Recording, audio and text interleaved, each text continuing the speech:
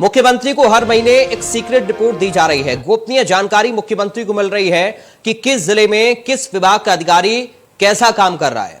कहीं पर अच्छा परफॉर्मेंस है तो कहीं पर खराब भी है। और सिर्फ एक विभाग का यह कारनामा नहीं है जहां पर अच्छा प्रदर्शन नहीं है, लापरवाह अधिकारी हैं या फिर सही तरीके से अपनी जिम्मेदारी को नहीं समझ पा रहे हैं। जो शिकायतें जनता की अधिकारियों को मिलती हैं उन पर रेस्पॉन्स कैसे अधिकारी कर रहे हैं, यह तक मुख्यमंत्री को पता लग रहा है। क्या है ये रिपोर्ट और कैसे आप लोग इस पर और आगे काम कर रहे हैं, और जहां पर योगी सरकार की नीतियों को पलीता लगाया जा रहा है जिन अधिकारियों के द्वारा, क्या कार्रवाई अब उन पर होगी? क्योंकि अब तो सेकंड टर्म आ गया शबनम पांडे जी, अभी भी अधिकारी अगर नहीं समझेंगे तो कब समझेंगे शबनम जी? जी निश्चित तौर पे पराग जी, देखिए इस बात को बताना पड़ेगा कि उत्तर प्रदेश में करीबन 2 दशकों से ऐसी सरकारें आई जिन्होंने कहीं ना कहीं भ्रष्टाचार और घोटाले को प्रश्रय देने का काम किया जी। और भ्रष्टाचारियों पे जब आज उत्तर प्रदेश की सरकार कार्रवाई करती है, चाहे देश की सरकार, केंद्र सरकार कार्रवाई करती है, तो विपक्ष उन्हें संरक्षण देने का काम करते हैं, उनके साथ खड़े देखते हैं। जी, आपने कहा कि विपक्ष कार्रवाई पर सवाल उठाता है। मेरा सवाल यह है कि अगर आप प्रशासनिक अधिकारियों पर कार्रवाई करेंगे जो कि अपनी जिम्मेदारी को नहीं समझ पा रहे हैं, तो उसमें मुझे नहीं लगता कि किसी को दिक्कत होनी चाहिए। और अब तक तो अधिकारियों को समझ जाना चाहिए उत्तर प्रदेश में किस नीति के तहत काम करना है। सेकेंड टर्म की सरकार में भी अधिकारी अगर लापरवाह हैं तो फिर इसका ठीकरा किसके ऊपर फूटेगा?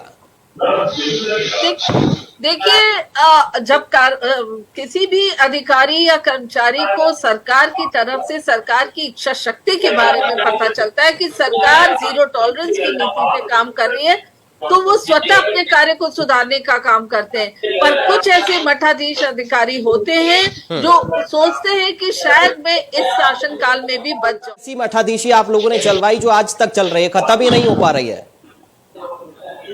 मैं जो भारतीय जनता पार्टी की प्रवक्ता साथी है शबनम जी, उनकी बात से इत्तेफाक नहीं रखता। मैं इनको बताना चाहता हूं कि ये पहले मैं बताना चाहता हूं, योगी पार्ट 1 की जो सरकार थी उसमें गृह राज्य मंत्री का बेटा जो किसानों की हत्या कर देता है, उसमें विपक्ष ने धारदार आवाज देकर और इसमें हमारे कुछ मीडिया के साथियों ने भी हमारा सहयोग करके उसको जेल में पहुंचाने का काम करा, वरना सत्ता पक्ष तो उसको बचाने की कोशिश कर रहा था। अब आ जाते हैं आज के प्रकरण में। योगी 2 का एक अभी प्रकरण हुआ, उसमें आपका चैनल, अन्य सभी चैनलों ने पूरी मदद करी, वरना इनका जो कार्यकर्ता था उसमें सर ये पूरा मैं डाटा लेकर आज बैठा हुआ हूं सर। एक शहर का नाम इस डाटा में है और इसमें बताया गया है कि आखिर वो कौन कौन से विभाग हैं और कौन कौन से अधिकारी हैं जो कि ठीक से काम नहीं कर रहे हैं, अच्छा भी काम कर रहे हैं और खराब भी काम कर रहे हैं। मैं आपको बताना चाहता हूँ, आप मेरी बात से इत्तेफाक रखेंगे, क्योंकि जो भारतीय जनता पार्टी की प्रवक्ता साथी है वो तीसरा कोशिश कर रही है विपक्ष पे वो फोड़ने की।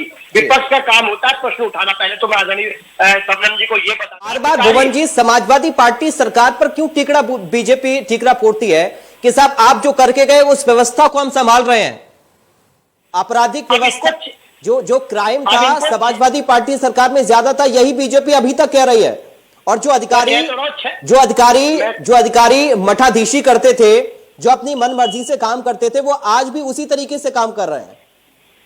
देखिए, मैं कहना चाहता हूं 6 साल से इनको उस परिप्रेक्ष्य से निकलने की आवश्यकता है और इनको समझने की आवश्यकता है कि समाजवादी पार्टी विपक्ष। सर आपसे मैं थोड़ा समझना चाह रहा हूं, कैसे इस रिपोर्ट को आप देख पा रहे हैं सर? कमिश्नर खराब कहां पर है? वाराणसी और लखनऊ में सर। वाराणसी प्रधानमंत्री का संसदीय क्षेत्र है और लखनऊ उत्तर प्रदेश की राजधानी है। वहां पर सोचिए कमिश्नर की कार्यप्रणाली पर सवाल है। मनोज मिश्रा जी। दरअसल पराग भाई, जब भारतीय जनता पार्टी 2017 में सरकार बनने के बाद 2022 में चुनाव में गई या चुनाव में जाने से पहले मुख्यमंत्री को ये लगा कि हमने विगत 5 वर्षों में बहुत मेहनत की है, बहुत काम किया है जी, मंडल स्तर से लेकर जिले स्तर से लेकर के, लेकिन उस काम की जमीनी हकीकत ये थी कि अगर अपराधियों ने बखूबी पलीता लगाने का काम किया था। कारण ये था कि विगत कई वर्षों में, सरकारों पर तो आरोप नहीं करूंगा, लेकिन एक बात ये कहूंगा कि उत्तर प्रदेश में 2000 के बाद अधिकारियों का ये काकस बन गया था कि सरकारें वो चलाते थे और सरकार की योजनाओं में आम जनमानस का क्या रोल होना चाहिए या उनको क्या मिलना चाहिए, या जैसे लगभग 26,000 शिकायतें मुख्यमंत्री के शिकायत उस पर आई, जिसमें लगभग 3200 लोगों से मुख्यमंत्री कार्यालय से 1 to 1 बात की गई।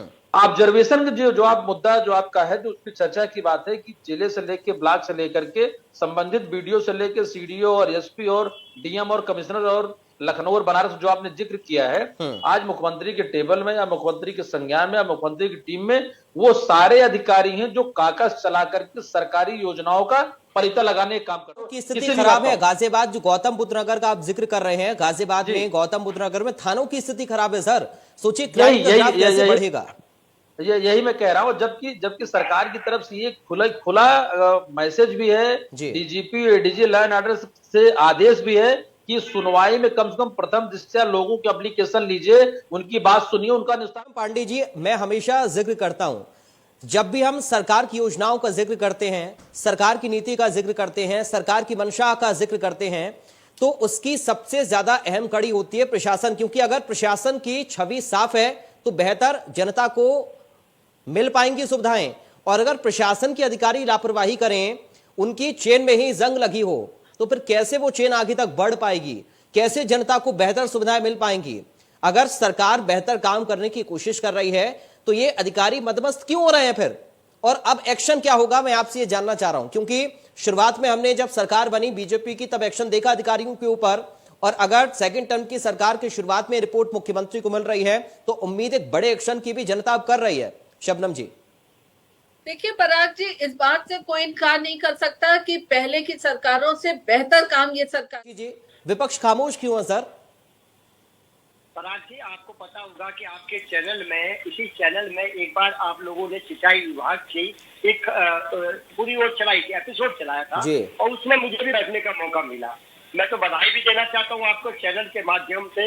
उसमें जो है लगातार गैर हाजिर मिले थे लोग, और जो काम के प्रति उनका रवैया था वो भी उदासीन। मनोज मिश्रा जी, बहुत संक्षिप्त में सर उत्तर चाहूंगा, क्लोजिंग कमेंट आपका चाहूंगा इस रिपोर्ट पर।